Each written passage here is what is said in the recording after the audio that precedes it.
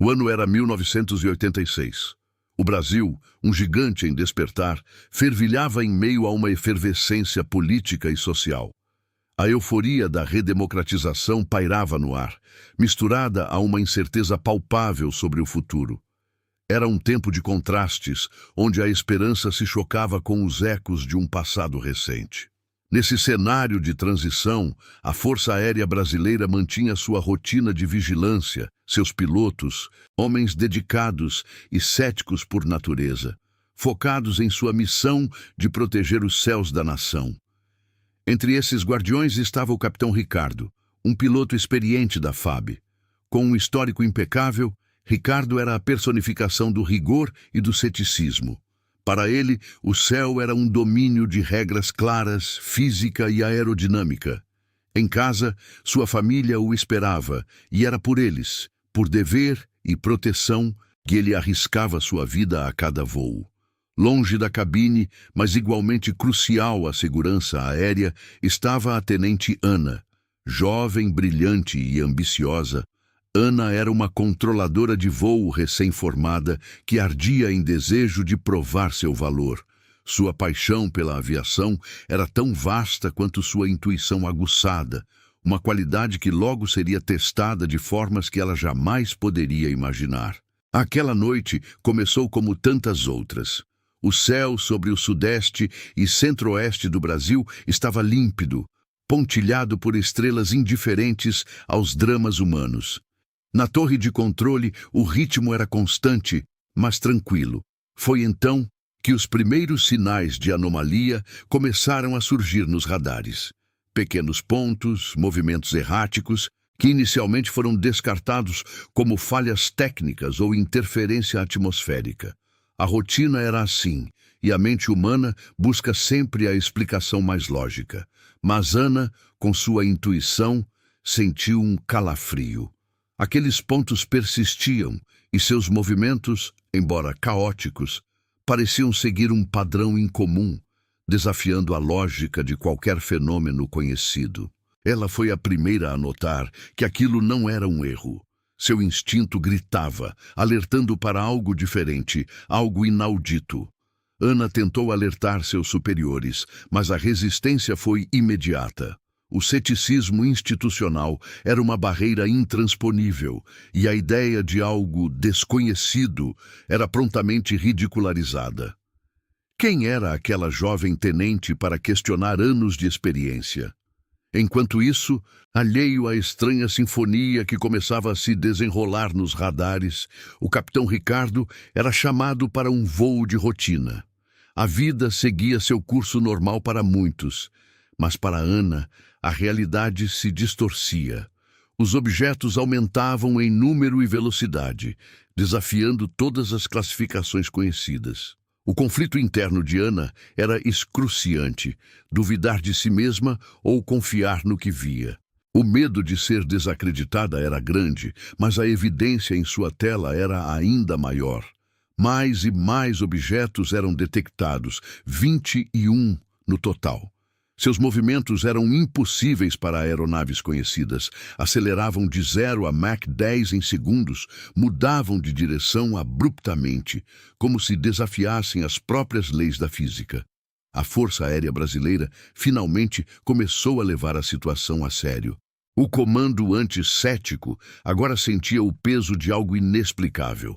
A tensão na torre era cortada por um fio invisível.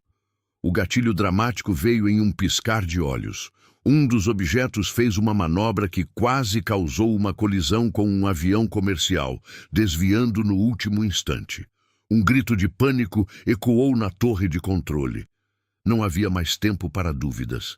A decisão foi tomada. Enviar caças para interceptar os objetos. Ricardo foi um dos pilotos designados. Ele partiu, ainda descrente, mas com a adrenalina subindo, o coração batendo em um ritmo acelerado. Enquanto Ricardo decolava, o rugido de seu caça se perdia no ar, e Ana viu um dos objetos se aproximar perigosamente da base aérea. Fez um voo rasante sobre a torre de controle, quase como um desafio, antes de desaparecer na escuridão da noite. Antes de continuarmos, inscreva-se no canal e diga-nos nos comentários de onde você está assistindo. Ricardo e sua equipe cortavam os céus, a escuridão da noite engolindo o mundo abaixo. Apenas os faróis de seus caças e as luzes dos instrumentos rompiam a vasta tapeçaria negra, pontilhada por estrelas distantes e indiferentes. Na torre de controle, Ana era a voz que o guiava, um fio tênue de conexão em meio ao caos. Seus corações batiam em um uníssono silencioso, atenção palpável em cada palavra trocada pelo rádio. O primeiro contato visual foi um choque que transcendeu o treinamento e a experiência. Não eram aviões, nem balões meteorológicos. Eram luzes intensas, sem forma definida, que se moviam com uma velocidade e agilidade impossíveis para qualquer aeronave conhecida. O ceticismo de Ricardo, tão arraigado, começava a se desintegrar. A perseguição se iniciou. Os objetos pareciam brincar com os caças, mantendo uma distância constante, provocadora, mas sempre visíveis. Ricardo tentava se aproximar, empurrando sua aeronave aos limites, mas os alvos eram sempre mais rápidos, mais ágeis. Uma sensação de impotência o invadia. Seu treinamento, anos de dedicação e simulações, não o havia preparado para aquilo. Seu ceticismo inicial deu lugar à perplexidade, depois a um medo visceral que ele se recusava a admitir. E, finalmente, a uma determinação feroz de entender o que diabos estava acontecendo. Na torre, a voz de Ana, antes analítica e profissional, tornava-se cada vez mais tensa. Cada manobra arriscada de Ricardo, cada silêncio prolongado no rádio, apertava seu coração. Ela não era apenas uma controladora. Era a única que realmente compreendia a dimensão do que estava em jogo lá em cima. A preocupação com a segurança de Ricardo era um fardo pesado, misturado à urgência de desvendar aquele mistério. Os OVNIs, como se percebessem a frustração dos pilotos, começaram a fazer manobras ainda mais audaciosas. Passavam rente aos caças, em voos rasantes que faziam o coração de Ricardo saltar.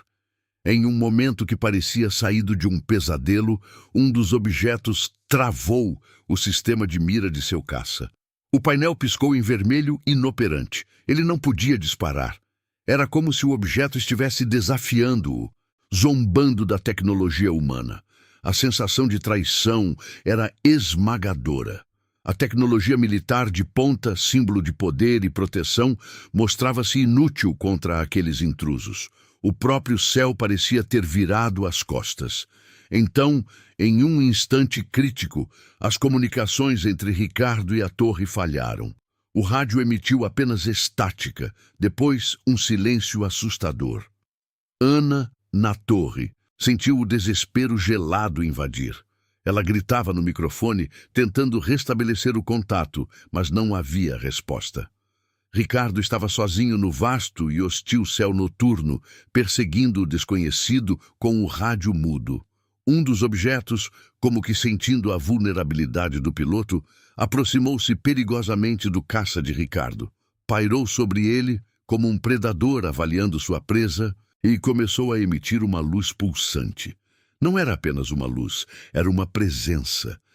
Ricardo sentiu uma estranha conexão, uma sensação de estar sendo observado, avaliado não por máquinas, mas por inteligência. Ele tentou se comunicar, talvez por instinto, talvez por desespero, mas não havia resposta. A luz pulsante se intensificou, preenchendo a cabine com um brilho ofuscante, quase ensurdecedor. O tempo pareceu parar. De repente, com um flash intenso que cegou Ricardo por um instante, todos os objetos desapareceram. Dos radares, do campo de visão. Eles simplesmente se foram, deixando-o sozinho no vasto céu noturno, com o rádio ainda mudo, e uma sensação de vazio e espanto que jamais o abandonaria. Ricardo, abalado e ainda envolto na perplexidade daquele desaparecimento súbito, finalmente conseguiu restabelecer a comunicação. Sua voz, embora firme, carregava o eco de algo indizível. Ele foi guiado de volta à base, onde Ana o esperava. O alívio pintado em seu rosto, mas também uma infinidade de perguntas não ditas em seus olhos. Os outros pilotos também retornaram, cada um com sua própria história inacreditável. Fragmentos de um quebra-cabeça cósmico que se recusava a ser montado. Os objetos tinham sumido, a ameaça imediata havia passado, mas a noite deixaria marcas profundas. Uma investigação militar foi imediatamente iniciada. Rigorosa, metódica, mas permeada por um tom subjacente de ceticismo. Ricardo e Ana foram interrogados exaustivamente. Seus depoimentos eram precisos, repletos de detalhes técnicos e observações meticulosas, mas ainda assim soavam fantásticos, quase inverossímeis. Eles se viram na posição de defender a verdade do que viram, mesmo diante da incredulidade sutil de seus superiores, da ameaça de serem desacreditados, de terem suas carreiras manchadas pela loucura daquela noite. A pressão para explicar o inexplicável era esmagadora, uma batalha contra a própria razão estabelecida. A Força Aérea Brasileira, sob intensa pressão interna e externa, emitiu um comunicado oficial. Nele, reconhecia a detecção e perseguição de objetos não identificados. A mídia explodiu.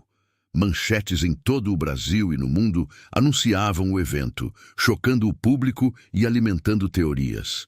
A FAB, pela primeira vez na história, admitia o inexplicável. Mas como era de se esperar, ao longo do tempo, a narrativa oficial começou a ser revisada, minimizando o evento, buscando explicações convencionais, como balões meteorológicos ou falhas de equipamento, tentando enfiar um quadrado no círculo da razão. As consequências pessoais, no entanto, eram inescapáveis. Ana, a jovem controladora de voo, cuja intuição fora validada de forma tão espetacular, emergiu como uma voz importante. Ela se tornou uma guardiã da verdade do que aconteceu, lutando incansavelmente para que o evento não fosse esquecido, para que não fosse varrido para debaixo do tapete da conveniência. Sua ambição inicial de reconhecimento transformou-se em uma paixão ardente pela integridade da verdade. Ricardo, o piloto anticético e rigoroso, carregaria o peso daquela noite para sempre.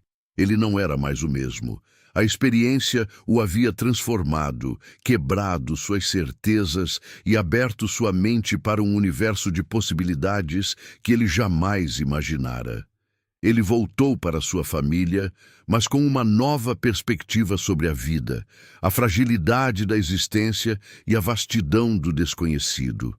A experiência o humanizou, afastando-o do ceticismo frio e aproximando-o de uma aceitação serena do mistério. Ele encontrou um novo propósito em sua vida, talvez buscando respostas, talvez apenas aceitando que algumas perguntas são maiores que qualquer resposta. A noite oficial dos OVNIs entrou para a história como um dos mais documentados e inexplicáveis encontros com fenômenos aéreos não identificados. A fronteira entre o conhecido e o desconhecido fora borrada para sempre. O evento forçou a humanidade a confrontar a aceitação do mistério, a admitir que nem tudo pode ser explicado pela ciência ou pela razão. Anos depois, Ricardo, agora um homem mais velho, com os cabelos grisalhos e os olhos ainda carregando a memória daquela noite, observava o céu noturno de seu quintal. As estrelas cintilavam, indiferentes ao drama humano. De repente, um ponto de luz distante, quase imperceptível, piscou e desapareceu, como um piscar de olhos cósmico. Não era um avião, nem um satélite. Ele sabia. Uma sensação familiar de que a verdade ainda estava lá fora invadiu-o. Aquela noite de 1986 não fora o fim, mas apenas o começo de algo muito maior. Um vislumbre da vastidão e dos mistérios que o universo guarda. A história não tinha uma resposta final para os OVNIs, mas mostrava a superação humana diante do inexplicável, a coragem de confrontar o desconhecido e a resiliência em manter a verdade, mesmo que ela fosse fantástica, lembrando a todos que o universo é vasto e cheio de maravilhas e mistérios.